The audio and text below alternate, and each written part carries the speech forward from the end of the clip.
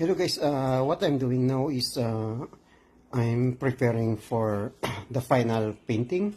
So I'm just done the primer and do a sanding for this primer, and it already fully finished.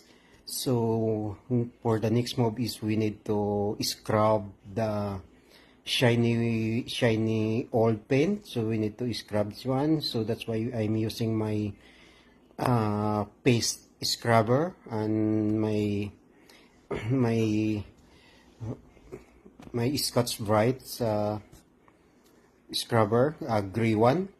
That one is a little bit fine. So this is the way how we do some prepping before we do paintings. So why I need to do this one, guys? Because the this is a very most important, because